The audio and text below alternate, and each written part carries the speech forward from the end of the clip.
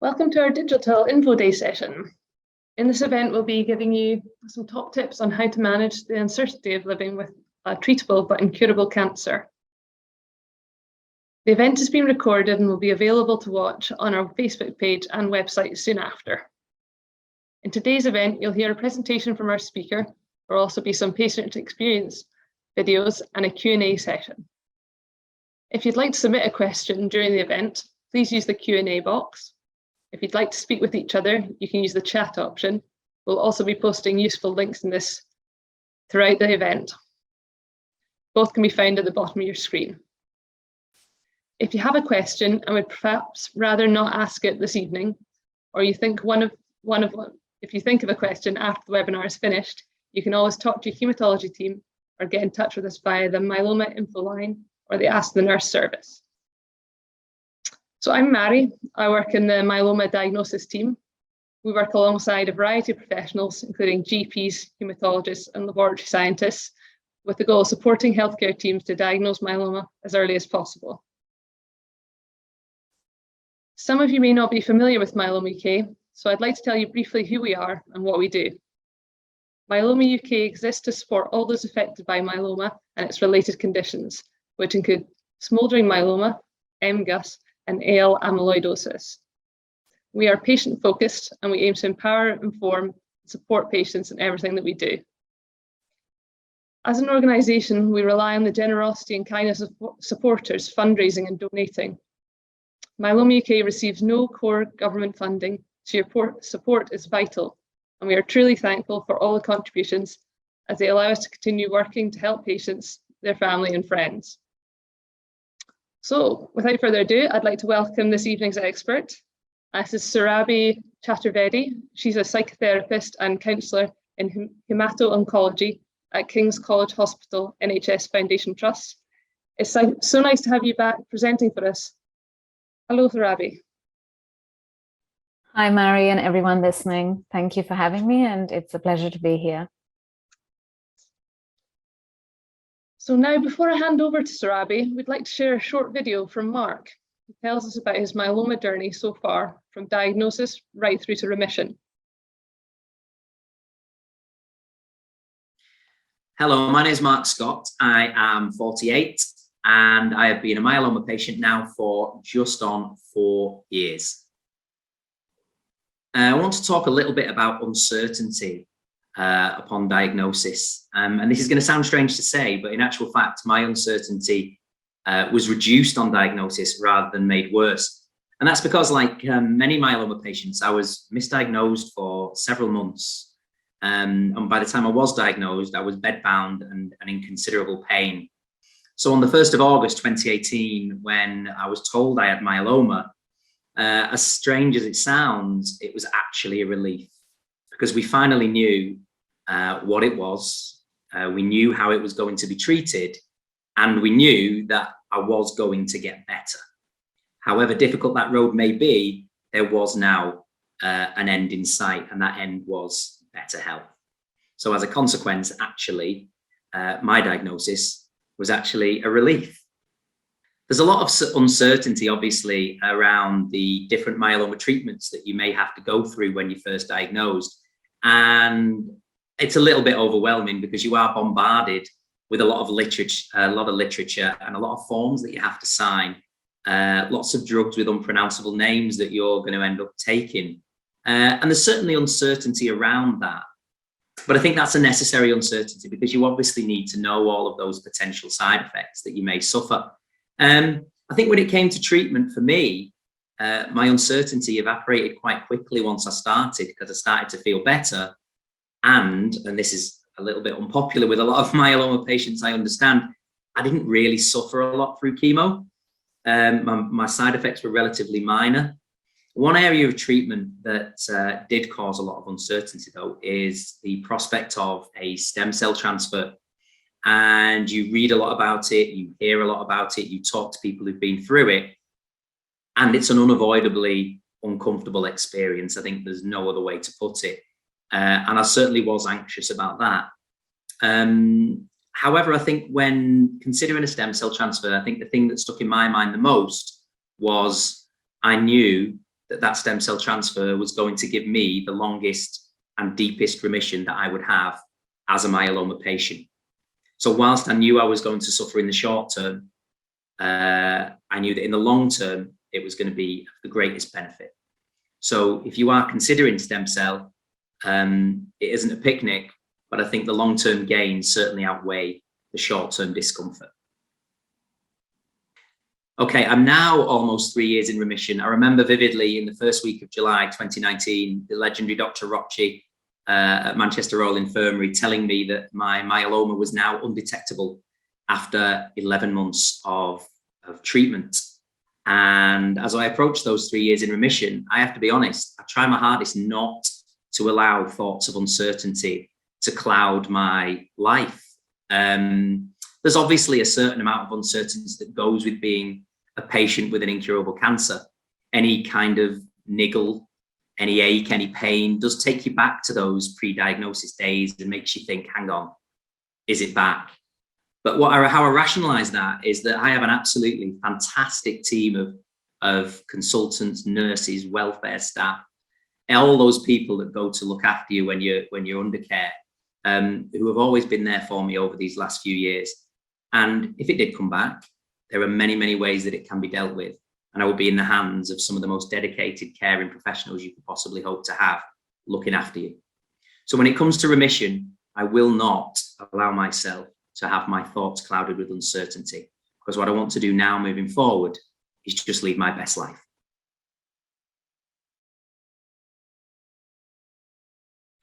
Thanks to Mark for sharing his story. It's interesting to hear that he found receiving a diagnosis of myeloma a relief. Like, that was the words that he used. So Rabi, is that something you see quite often? Yeah, it was really great to hear Mark's story, and he articulated his journey so well. It is actually relatively common to feel that, because I think the mind prefers knowing something, even if it's something slightly bad, to sitting with not knowing what's wrong. And as patients, if you're experiencing symptoms, if you're feeling like you're running from pillar to post to get a diagnosis, you've had experiences where you felt not understood, not heard, when somebody sits down and gives you a label for what you have, it suddenly opens up a path. It opens up a path, like Mark was saying, of, okay, we know what we're dealing with now, so we know what the next steps are. Not knowing is a lot more uncomfortable for us as human beings than knowing something, even if it's something unpleasant that we weren't hoping or expecting to hear. Thanks for that. So yeah, I'll hand over to you, Sarabi, for your presentation. Thank you. And thanks once again to Myeloma UK for inviting me to speak here on the topic of living with uncertainty. As Mary very kindly said, I'm Surabhi. I'm one of the psychotherapists in the Department of Hematology at King's College Hospital. We support patients and families affected by all types of blood cancers and their treatments. If we move on to the next slide, please. I'm going to start by saying that I'm very aware that people tuning in might be at different stages of treatment. They might be patients listening, or their loved ones, or both, or you might have slightly different illnesses within the umbrella of myeloma. So I'm going to touch on some broad concepts related to coping with uncertainty so that it's applicable to the widest possible number of people listening. Please take what feels helpful and leave what doesn't resonate or doesn't feel useful or relevant to you. If we move on to the next slide, let's start by thinking about why uncertainty is so uncomfortable for us as human beings. So a bit of psychological science here. I won't go too much into it, but our brains have effectively evolved to make assessments about the world constantly and look for threats and dangers to help us survive and keep us safe. And we're constantly picking up on information and making these decisions to ensure our own safety. And when you have a serious illness like myeloma, your brain is already in a heightened state of threat, anxiety, and fear. And it's going to be working extra hard to prevent further dangers. We're also, as human beings, we want to safeguard against negative emotional states in the future. So we want to think ahead and avoid feeling negative feelings in the future, like regret. That's a big one. So we feel this pressure to make the right decisions. And that's the other reason why information is so important to us, because knowing what's going to happen to me helps me make the right decisions for myself. So given the limited time, limited autonomy, and limited choice we have. So in order to meet these two goals, we go out there to look for cues, to analyze, to plan. And this is where we encounter a big void when there isn't more information that can be given to us, because it's a gap that only time can fill. If we move on to the next slide, the fundamental problem is that while a desire for certainty and predictability is quite natural, our lives as human beings are fundamentally unpredictable.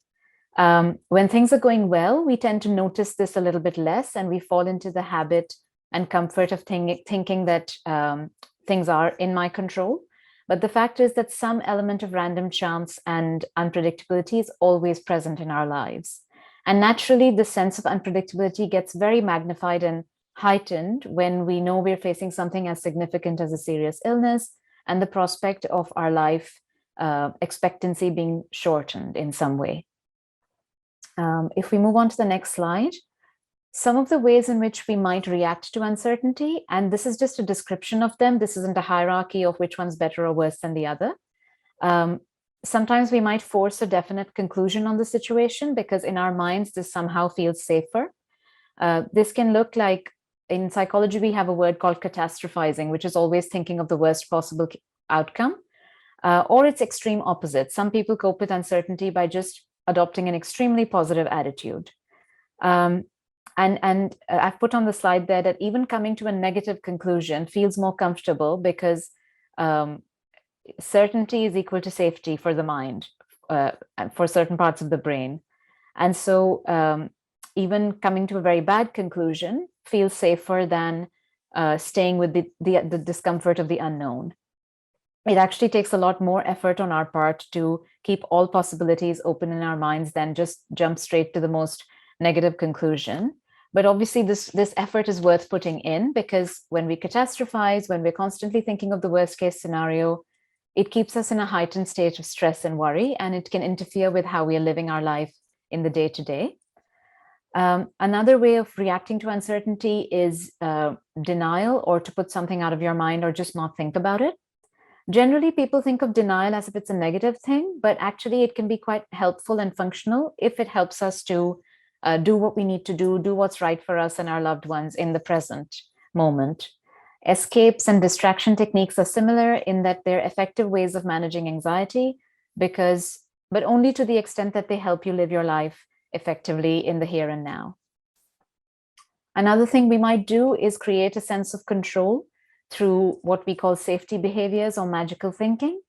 Magical thinking is where we believe that we can influence what happens to us through small actions, thoughts, words, symbols, or behaviors. So, if I just do this every day, I'll be okay. Or if I can just get this right, then my treatment will work. Safety behaviors are behaviors that reduce our anxiety temporarily, but actually don't allow us in the long term to see that we can cope and tolerate the thing that we're avoiding and the thing that we're so scared of. So for example, avoiding making any plans because you feel like your health is really unpredictable, or avoiding getting your blood tests or going for tests or scans because you're afraid of what you might hear. This might give you a sense of relief in the short term, but actually what we're doing when we engage in safety behaviors is we're teaching ourselves that we can't cope and we can't adapt. And finally, another approach is to actually accept that part of being a human being is to know some things and not know other things. Try to stay in that gray area of uncertainty and recognize that while this is uncomfortable, this discomfort we feel is quite normal and it's not dangerous in any way. If we move on to the next slide, I'll start talking about some strategies on coping with uncertainty. Could we move on, please? So all of us are constantly assessing and interpreting situations through our thoughts and our belief systems. Our beliefs underpin many of our reactions to a situation, even when we're not consciously aware of it. So becoming aware of our underlying assumptions can be a useful starting point. Some of the beliefs or assumptions that can underlie this anxiety about uncertainty and can actually increase our distress about it are, as it says on the slide, I need to know in order to cope. I need to plan. I need to be in control for things to be okay. And I have to make the right decision. But I invite people to ask yourself whether some of these assumptions are actually true. Can you think back to a time in your life when you didn't know something in advance, but had to adapt and deal with it when it happened? Even the smallest example of this helps. So what we can do with these beliefs is we can try to reframe them into slightly gentler and softer versions that can help us be a little bit more okay with the uncertainty. If we move on to the next slide, there are some examples of this. So on the right-hand side are what I would call slightly more kinder and softer versions of the starting assumption. So if we started with, I need to know in order to cope, we can try to change that to, not knowing is uncomfortable, but I can try to work with what I know so far. Similarly, if we're starting with a very rigid, I need to plan, we can soften that by saying, I'll try to plan as much as I can, and I'll deal with the rest as it happens. Another common one is I need to be in control in order to feel okay. And again, we can try to change that as best we can to, I can figure things out as they happen. I can be okay even if some things are not in my control. Or this pressure to make the right decision can be softened into, there's no perfect answer or decision. I can only make a decision based on the information I have right now and the support of experts who are guiding me. So the point is, instead of focusing on obtaining certainty somehow and controlling everything, focus on your ability to adapt to changes. Like I mentioned earlier, when things are going well, we can start to think that we're in charge and that's why things are going well. But actually, there are times in every human being's life, no matter what your age, whatever your stage of life, whatever your situation, that things have happened that you didn't or couldn't have predicted. Think back to those times and connect to your capacity to adapt and adjust when the time comes, even if it doesn't feel good or even if you don't like it. This way we can arrive at a position where we're okay, doing our best, even if we're not in control. If we go on to the next slide, another way of dealing with uncertainty is to try our best to problem solve.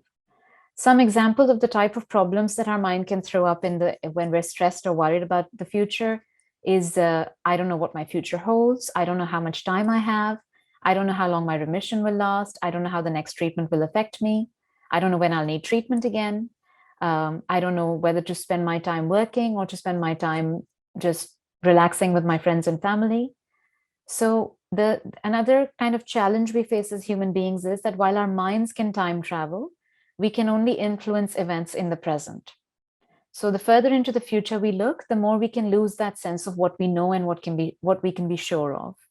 When it comes to decisions or what to do, remember that pressure to make the right decision and try to soften it, given the reality that you have limited knowledge and limited information. When it comes to some of the bigger questions about what could happen, try asking yourself, what can I do about it now? Or what can I do about it tomorrow or next week?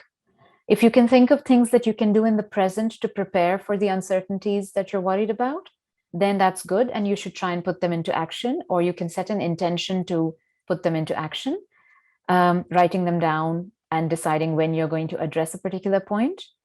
Looking ahead and planning for what you can be helpful. Although I have to say it can also bring up painful feelings, especially if it involves planning for the worst case scenario or planning practical things like wills or putting finances in order. If the answer to that question is no, that is, it wouldn't make you do anything differently if you thought ahead, then it may be a sign that you can park that question.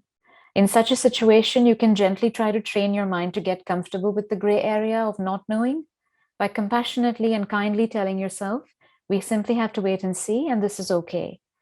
Say this to yourself in a soothing and calm voice rather than in a frustrated or angry voice. That's really important because doing that will also activate the caring and nurturing pathways of the brain, which really helps balance out the kind of stress, anxiety-based pathways of our brain. Another thing that happens is that we can start to experience emotions associated with future events as if they're happening already. To put it differently, we can live something mentally and emotionally long before it actually happens. For example, if the uncertainty of what life will be like 6 months from now stops you from making plans to live as well as you can when you are relatively well, or if the idea of going into hospital for a stem cell transplant on Thursday spoils your Saturday, Sunday, Monday, Tuesday, and Wednesday somehow. To cope with this as well, it helps to remind you in a kind and compassionate voice that that's not happening yet. That's not happening today. What's happening for me right now? What's present for me right now? Sometimes we experience worry about the unknown as the mind asking a lot of what if questions. What if this happens? What if that happens?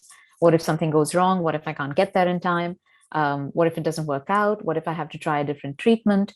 And this is a classic example that you're in a stress anxiety mode because you're asking a lot of questions, but you're not able to generate any answers. So it really helps to try and sit down, almost as if you were tackling it like it's an exam question, and you try and slow your thinking down and say, okay, what would I do if I need to go on a different line of treatment?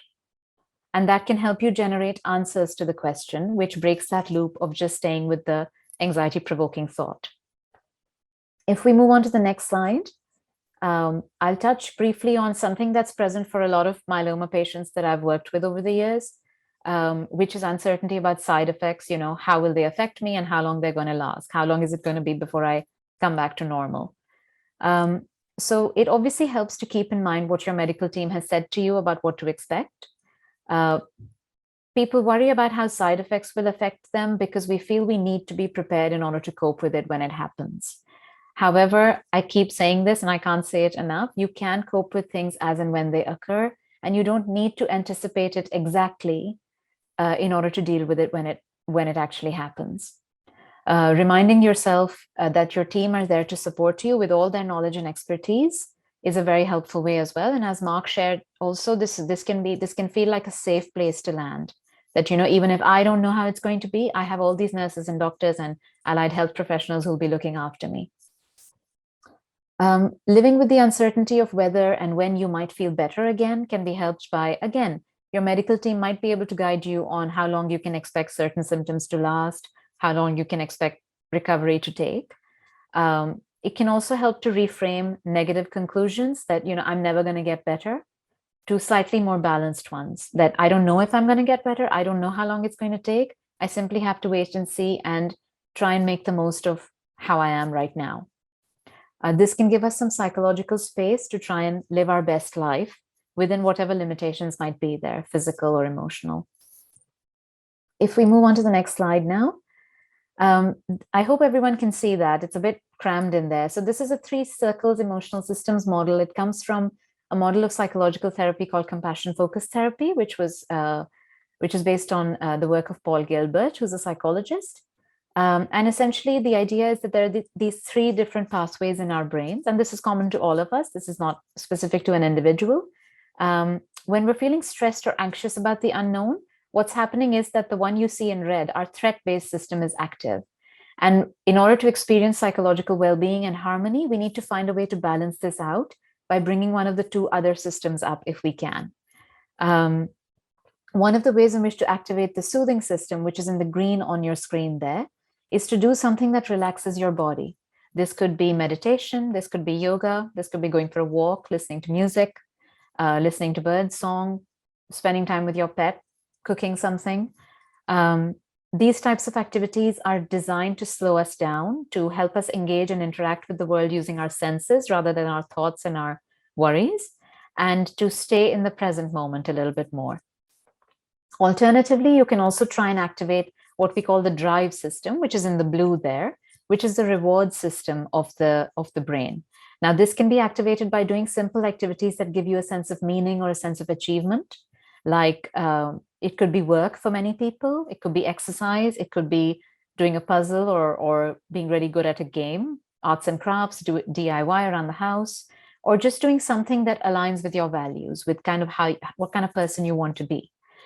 However, I will say that while this is a fantastic way to offset the stress and threat-based system of the brain, it's important to also really try and utilize the soothing system, because if you're just relying on the achievement reward system to cope, we can kind of overdo that. We can then constantly be in this cycle and put pressure on ourselves to achieve without a break. If we move on to the next slide, I'm going to talk a little bit more about what I mean by living according to your values. So when the future, when goals and outcomes feel unattainable or feel temporarily out of reach, it can be really useful to focus on values. Now, what I mean by values is not anything to do with morality or what's right and wrong. It's simply, personal qualities that make us who we are, or personal qualities that we want to show in our day-to-day life. So for example, being open-minded, being curious, being kind, being affectionate, having a sense of humor, having a sense of adventure. These are what I mean by values in this context. And they get expressed through really small actions. They get expressed through sending a text to a friend or doing something nice for your loved ones. And living according to our values can be helpful because they give us a sense of direction. They give us a sense of meaning, even when some of the bigger questions are uncertain. If we move on to the next slide now, it's about finding a balance between planning, but also believing in yourself. What I mean by this is, and there's no template or formula for this perfect balance between how much attention you pay to the worst case scenario and how much attention you pay to the best case scenario.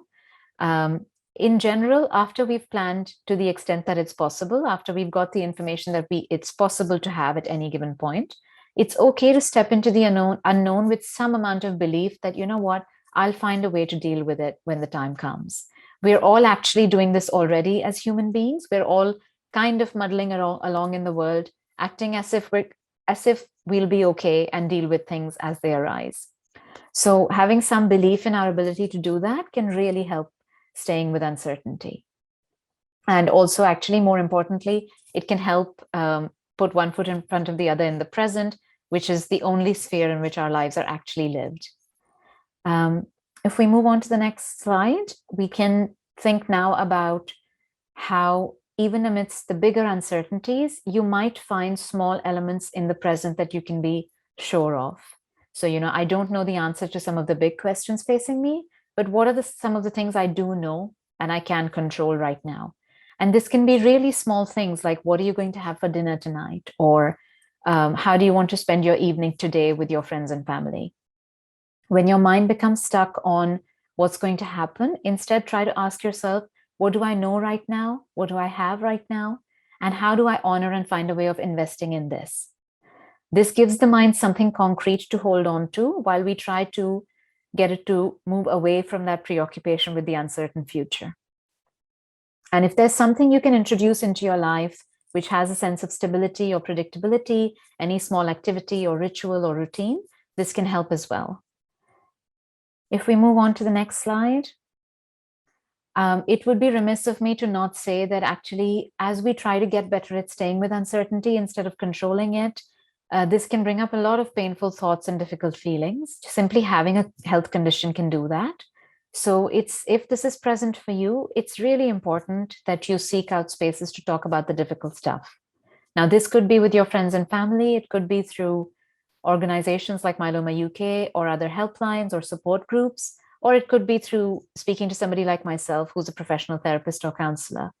The idea is it's important to have a space where you can talk about some of the scarier things with somebody who's not going to judge you, who you're not going to upset, where you can be open about how you're feeling and what comes up for you as you think about your future.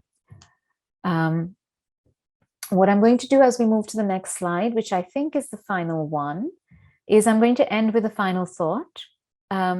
We all tend to overestimate threats and underestimate our ability to deal with threats. The reality is we are generally a lot better at confronting and adapting to situations as they happen than we think we are when we think about them in advance.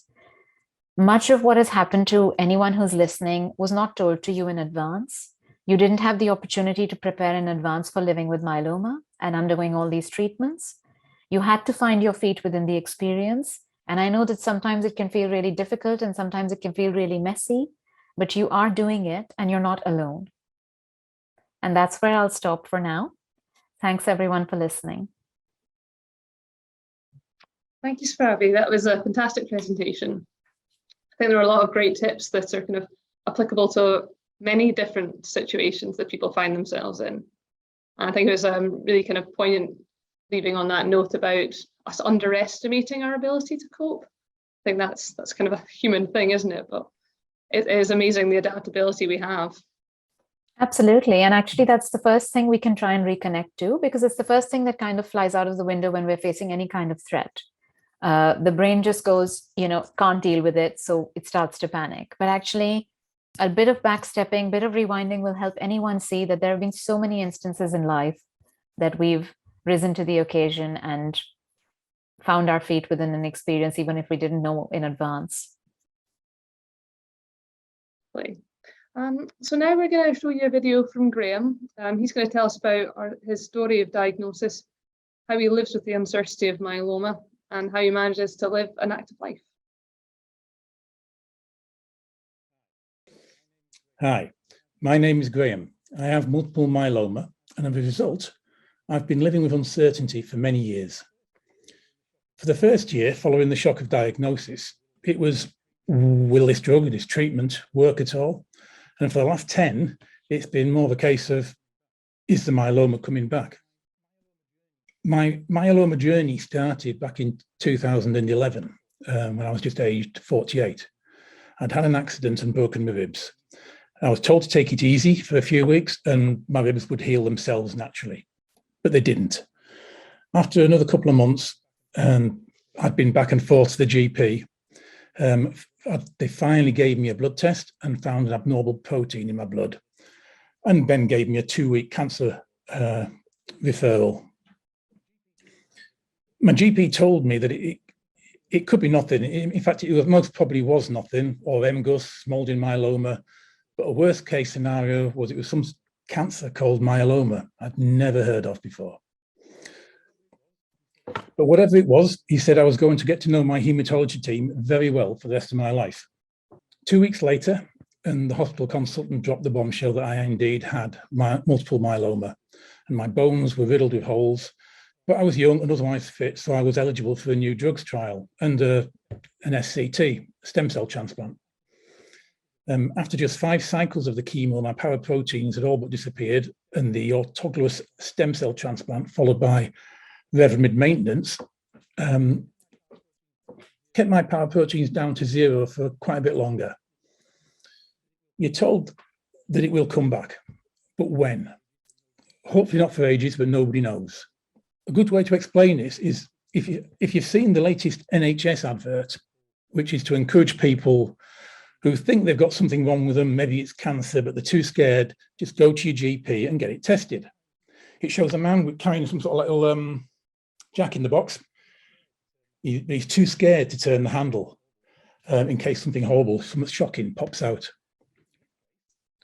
In his case, the box was empty and there was nothing for him to worry about.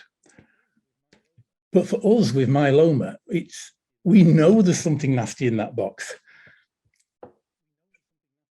We know there's something nasty in there, and every blood test, every consultation is like another turn of that jack in the box handle.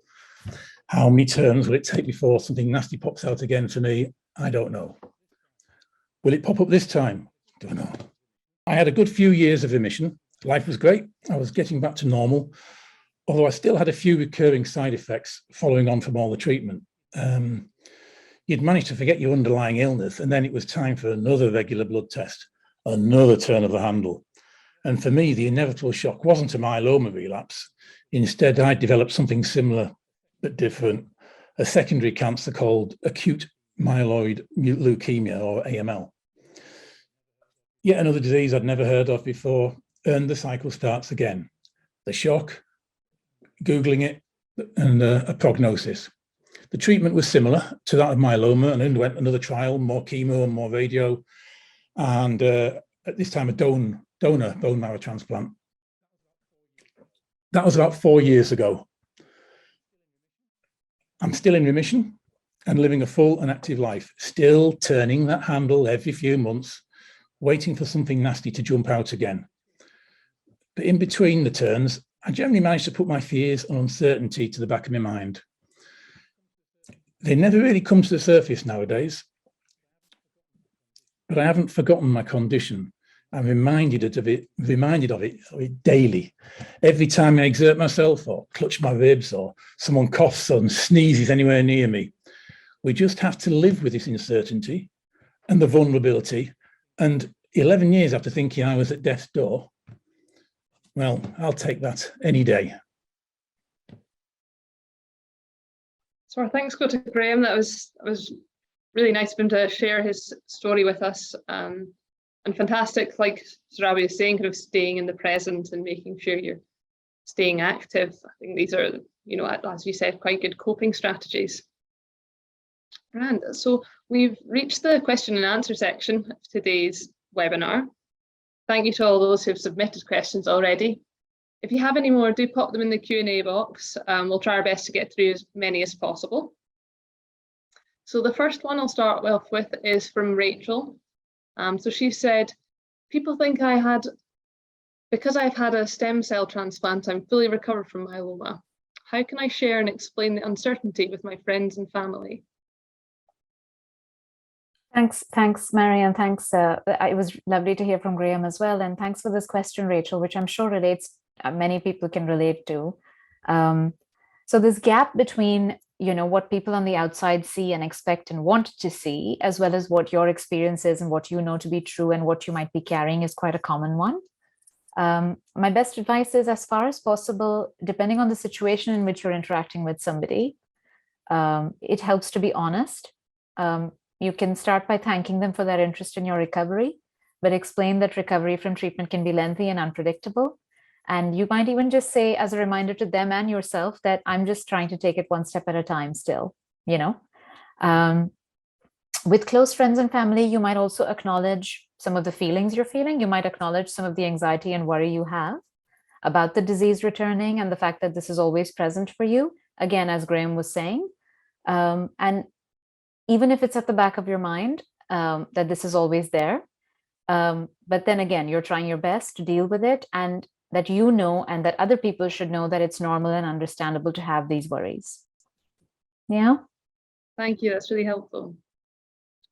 So our next question comes from David, and he said, I have regular blood tests every 3 months. How can I cope with not knowing it has not progressed to myeloma in between times?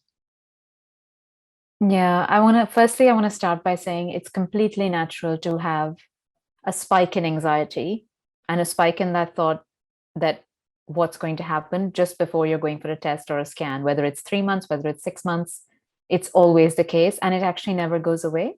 So that's a very normal spike in worry and anxiety. The challenge between tests, again, is to stay with that not knowing, is to stay with that discomfort of not knowing, but not let it stop you from living life as fully as you can, because you still have to wait. You worrying about it doesn't bring the test forward. It doesn't mean that you're going to get the answer to your question sooner. So one way to succeed in this aim is to remind yourself that you can only live in the present moment and try to find ways of connecting to something meaningful, enjoyable, or rewarding, however small they might be on a day-to-day basis. The second strategy is somewhat related and involves asking yourself, does not knowing the answer to that change what I need to do today? And again, it's similar to what I was saying in my talk, because this can help us focus on the small choices you can make in the short and immediate term while you're waiting for that 3-month period to go, and while you're waiting for more information. Yeah, so it can kind of help us pass that time in a way that's positive, rather than spend that whole time worrying about the answer to this question. I hope that's helpful.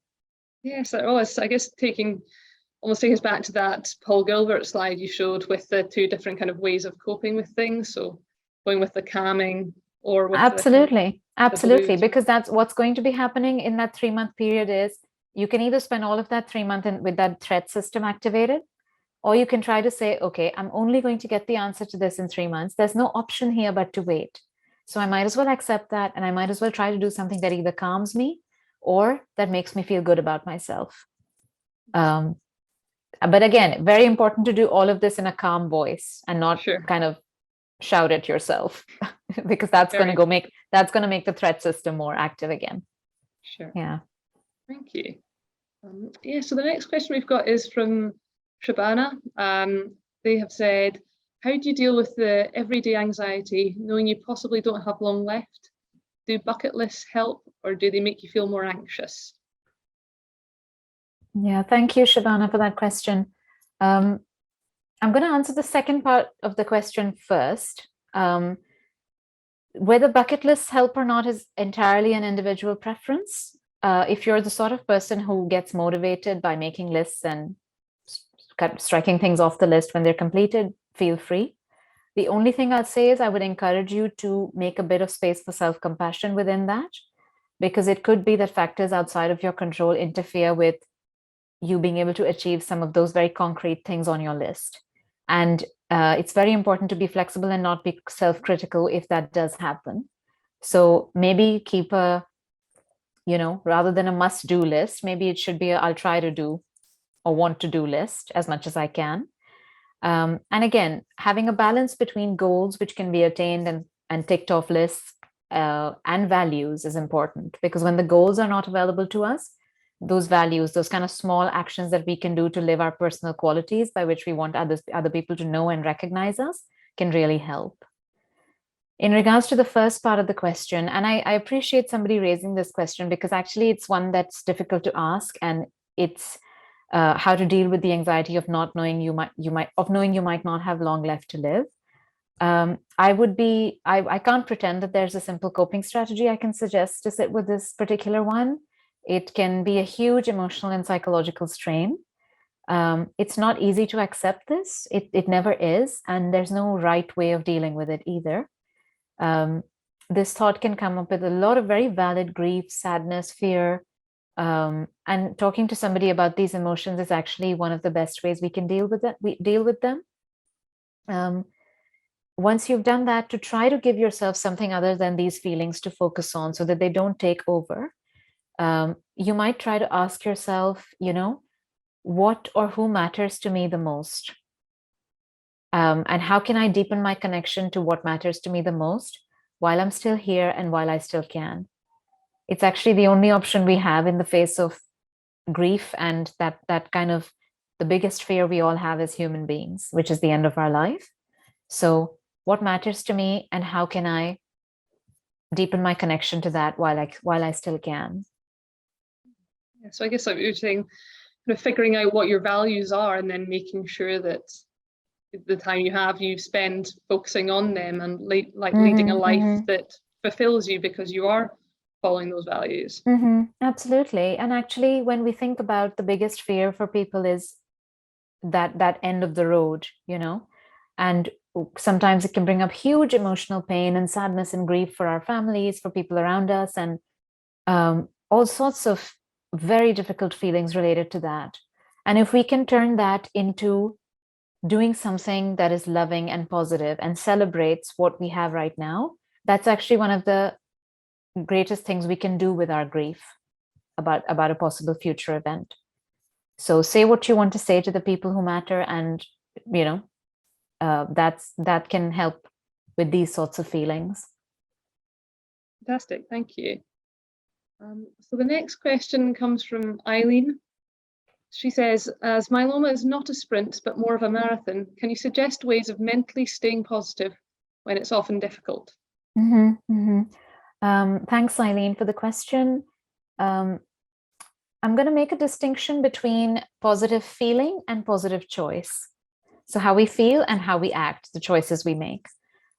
It's almost impossible to experience positive mood all the time consistently. Even when you're not living with an illness with all its treatments and side effects, it's impossible to do that. However, it is possible to try to make helpful choices even when our mood is low or bad. To give you an example, it's very common on some days to feel like you just can't be bothered, that you just want to give up and stay in bed all day. This is actually okay. In fact, you're even allowed to do that to a certain extent. You might give yourself this escape in small doses, but if you act on these feelings persistently and give in to them, and you choose to give up and you choose to stop looking after yourself, doing what you need to do, then you're actually going to make your mood worse. So I would suggest that you allow yourself to feel whatever it is you're feeling, telling yourself that, you know what, I'm allowed to feel like this, but I'm still going to try and do what's the best for me. Our friends and families can be quite good at picking us up when we can't do that for ourselves. So I encourage everyone to utilize this resource if you've got it. Tell someone you're feeling a bit down and could do with a bit of a boost or a bit of a distraction. Others can also remind us of what's helped us in the past when we've lost connection with this. They can also remind us of some of the nicest bits about ourselves that we forget when we're feeling low. So they can reflect back to us parts of ourselves that are positive and that we might not be able to see. Finally, actually, I'm just using the phrase Eileen's used in the question. Just reminding yourself that this is a marathon and not a sprint can be helpful, because it means that in the long journey, your feelings and thoughts can ebb and flow. They can go up and down, and that you're allowed to have that. And that how you're feeling at any given moment doesn't define or have to define your whole experience, that things can be different tomorrow. So actually remembering that it's a long journey can be helpful, because we give ourselves more freedom to have ups and downs then. Yeah, that's fantastic. Yeah, I think it's absolutely right what you say. Emotions in everyone fluctuate, and you do feel low some days, and it's just making sure you're not kind of almost beating yourself up for feeling that way as well, because that just adds to it. And like you say, making connections with your family and loved ones is really helpful with coping with those difficult times.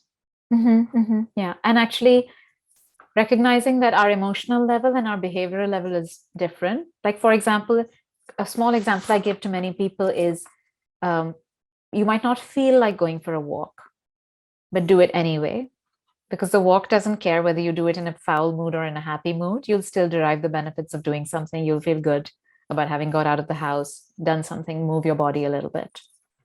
Yeah. I really like that. The walk doesn't care what mood you're in. And so we've got a live question come in, and it's a little bit of a long one, so if you just bear with me. They've said, I've relapsed 5 times in 5 years, so I'm used to living with uncertainty.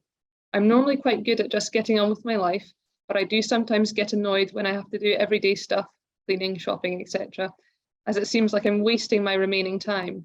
I get annoyed with myself if I waste time looking at TikTok, watching rubbish TV, etc. Do you have any advice for this patient? I'm sorry to hear that it's been a difficult 5 years and the amount of treatment they would have gone through in this time. I think this is a difficult one because, like I said, we don't get some kind of guide to tell us how we should live our life. We're free to make choices about how we spend our time. I think I'll take my cue from the question where the patient themselves is saying that they get frustrated when they're spending time on looking at social media or something. And that's the reason to not do that. If you're doing something like that and it's helping you pass the time, and you're not feeling frustrated about it, there's absolutely nothing objectively wrong with that. There's no template that this activity is better than another. But if you yourself are feeling frustrated, then maybe try and ask yourself, okay, what would I rather be doing? What's going to give me a sense of either achievement, connection, or enjoyment? Because these are things that we crave as human beings. These are things that make us feel good. And then find one small activity to try and bring that to life. I completely get the frustration of having to spend time doing everyday chores when you feel like time is short or precious. But that might be unavoidable. In that instance, I would say that to deal with that frustration, try to find the meaning in those chores as well, because those are ultimately things you're doing to have a good quality of life, right? You go do the shopping so that you can keep yourself nourished and well fed and your house clean. You do the dishes so that you're not staying in a messy or unhygienic environment. So there is some meaning that we can find even in chores that we think of as totally meaningless. So that could be another way of dealing with that. Yeah, I've sometimes heard people talking about kind of doing chores mindfully as well. I don't know if that's something you'd recommend, just taking time to really be present, and although it's maybe something you don't enjoy, you can see absolutely. And one thing that's coming to my mind is, you don't have to be happy about having to do the dishes. That's not what we're saying at all. But think of it as still an activity that's not pointless. It is an activity that we have to do as human beings. And it's as much a part of life as, I don't know, having a lovely holiday on a beach somewhere. Sometimes we also categorize something as living and other things as not living. But everything is a part of life and is as much living to be doing the dishes as it is to be doing something a bit more adventurous or rare. Grand, thank you. Yes, we've got another question in from Sue. Sue says, I'm being monitored every 3 months as I have MGUS, but I feel a bit in limbo and quite vulnerable. This has come as a big shock and my future is now destabilized. How do I manage this? Thanks, Sue, for that question. So the shock we experience when we receive any type of diagnosis, even if my understanding is correct, it's one that requires monitoring rather than active treatment with chemo. As you say in the question, your life instantly feels destabilized because what the mind does is it says, this is a threat now. It doesn't make a distinction between whether you need treatment now or not. So that's where you might benefit from putting some work in to ask yourself, I feel like a lot has changed, but if I really think about it, what has this label changed about my day-to-day life right now? Particularly those listening who might be on what we call watchful waiting or active monitoring type conditions. This can help you ground you in what's in your control, which is the choices you make in the here and now. Like I said in my talk, our mind processes all future events and threats as if they're already happening. And these types of reflective questions that, okay, what does this change about my life really? What does this change about my lived experience? Can help us see that while we might be facing a threat in the future, we're not actually facing it yet. Another way of looking at it is that generally this initial shock and the fear and anxiety that comes with it tends to subside with time. If hopefully, the more time that goes without disease progression or without something changing, the more you might be able to put that diagnosis to the back of your mind and live your life as normally as possible. And again, even with something like this, you might be able to use that worry, that sense of destabilization constructively by thinking, okay, is there something I want to change about how I'm living? Is there something that I've thought about now that I better prepare for? And if it helps you do that, then do it. That's a constructive way of dealing with these types of worries. Great, that's fantastic. Thank you. So I think we're on to the last question now. This comes from David. He said, how can I manage the sadness that comes along with the uncertainty about my future? How can I find happiness in life with so much uncertainty? Yeah, and like I said in answer to the question that somebody else had posed, I think it was Shabana, it would be wrong to expect people to be okay about the fact that their life may be shortened. It's unreasonable to expect that. It's just not possible for us to be okay with something like that as human beings.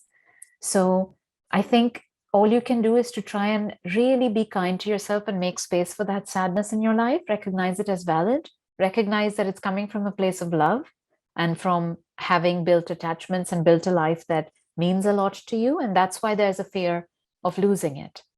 In regards to happiness is quite a loaded word for many people. I prefer words like, how do you find meaning? How do you find purpose? How do you find the small joys? How do you find contentment? And this comes with small activities that make us feel connected to other people, that make us feel like we're contributing, and that make us feel, give us pleasure in some way. So that a combination of these two things, and actually having a space, maybe with a counselor, to talk about some of that sadness that you feel about your future and what it might mean for you and your loved ones, might be helpful. But actually remembering that you are living in the now. You can only live in the now. Your mind is taking you to a future point when things might be harder, but try to bring it back to how things are right now and what you have around you right now, and how do you invest in that? Great. Yeah, I think as you say, our brains love to jump forward and kind of play out situations, just for the kind of the certainty things you were talking about before, but just staying present. Absolutely. Is so helpful. And one of the ways of doing that is to use our senses to engage the world. What can you see? What can you hear? What can you taste or smell? I understand this is a difficult one because of a lot of people's tastes and smells don't remain the same after lots of treatment. But the idea is use your senses to engage with what's actually around you, rather than being hijacked by where your mind is taking you. Thank you.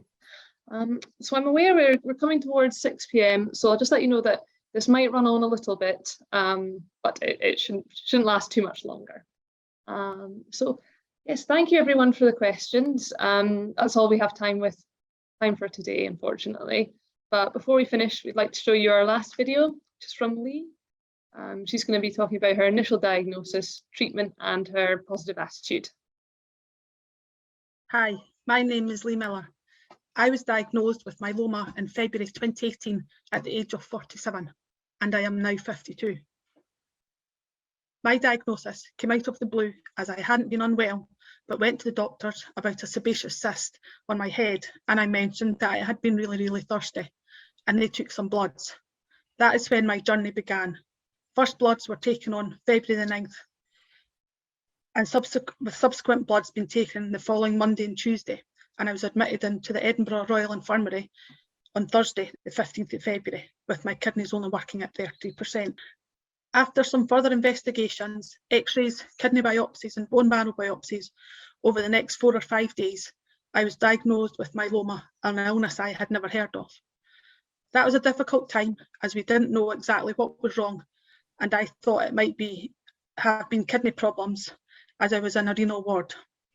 At the time I was discharged, I was referred to the Western General, and I had my first appointment with my haematologist doctor, Dr. Peter Johnson, on Monday the 26th of February, who confirmed my illness and the treatment plan that they had planned for me. At my appointment with Dr. Johnston, after talking a bit about me and getting information about myeloma, he asked if I would be okay with my chemotherapy starting the next day. It came as a surprise for treatment to start so soon, but we were happy with that as we felt the sooner the treatment started, the better. On top of the chemo, I was told I would have a blood transfusion, and I didn't have any time to think about it. I just knew that I had taken everything that was thrown at me. The diagnosis was a total shock to all of my family, which included my husband Gordon, my parents, my siblings and their families, and to my wider family and close friends.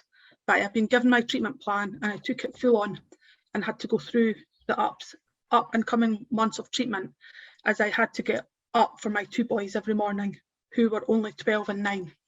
They are now 16 and 14. We didn't really know how to or what to tell the kids. Gordon did tell them much more detail about hospital appointments and treatment and mentioned myeloma, but didn't refer to the illness as cancer.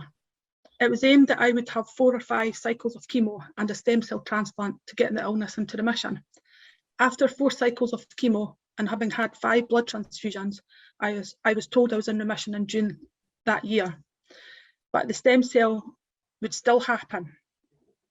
My stem cell was planned for the beginning of August, and I was fortunate that this would happen as an outpatient, whereby I didn't have to stay in hospital but attend every other day for my OBS and bloods to be taken. I couldn't fault the attentiveness, caring and ultimate aim that they wanted to achieve, and my transplant experience and aftercare was seamless, and I pass on my praise to Dr. Johnson, Liz Brown and all the staff in Ward 8 and Ward 1, and on also my own doctor's surgery. I acknowledge it is different for everyone, but for me, I tried to keep life normal for me and my family, and this included me still being able to take my boys to their interests. Most of the time I forget that I've got this illness, and I often think I wasn't unwell, but I was not diagnosed with an illness. Hence, I try and stay positive, because I'm sure positive mental attitude has a lot to do with how I coped with the roller coaster that I was on, but I got through it and living my life. 4 years on since my journey began, and I get my bloods taken every 6 months through the virtual clinic. Still in remission, which is great. Dr. Johnson has retired, and my consultant is now Dr. Storer. I haven't met him yet, and holidays abroad with my family have resumed, and I'm away when the digital Infoday is happening, away somewhere nice. Hope you've enjoyed my whistle-stop talk of my journey, and all the best. So a big thank you to Lee for sharing her experience with us. It's not easy to share these stories, so we really are very grateful to the patients for taking the time to talk to us about this. In my role, I don't always get to have a lot of interaction with patients, so I find these stories especially poignant. So basically just moving on to cover the services that Myeloma UK can offer patients. We have the myeloma info line, the Ask a Nurse email service. Our information specialists are available Monday to Friday, 9 AM to 5 PM, as well as the info packs and info sheets mentioned in the chat. We also have a range of publications that you can download from our website, or you can order a selection of hard copies. All our digital Infoday sessions are up on our website and on our YouTube channel that you can watch on demand. We have our discussion forum on the website, which you can join conversations with other patients, family members and friends. Lastly, we have a range of support groups all over the UK. You can find details of all of these on our website too. Before we finish up, what are the main things you would like people to take away from this digital Infoday session, Surabhi? I always find the top takeaway message question a bit difficult, but I'll try. I think if I can summarize the salient points I was wanting to communicate, it would be, instead of trying to fight uncertainty and make it go away, we have to, as human beings, find a way to be comfortable within it. Now, that might mean I do encourage people to get as much information as you can from your team, from reading, from other people. Plan as much as you can. And after that, believe in your ability to adapt. Believe in your ability to find your feet with the support of people around you when things happen. We don't actually have to know and anticipate how it's exactly going to be in order to deal with it in the moment. So I would encourage people to plan, but believe in themselves, believe in your ability to adapt and deal with things, because everyone listening is already having to do that anyway, and is probably doing a better job of it than they sometimes realize. That's great. I think, like you say, not alone. We've seen how many people are going on similar journeys. Yeah. We've come to the end of our webinar today. Just leaves me to say thank you so much to Surabhi for speaking and answering the questions. Also to Lee, Graham and Mark, who told us of their experiences of living with uncertainty. Thank you to everyone who's joined this event. I hope you found it helpful and informative.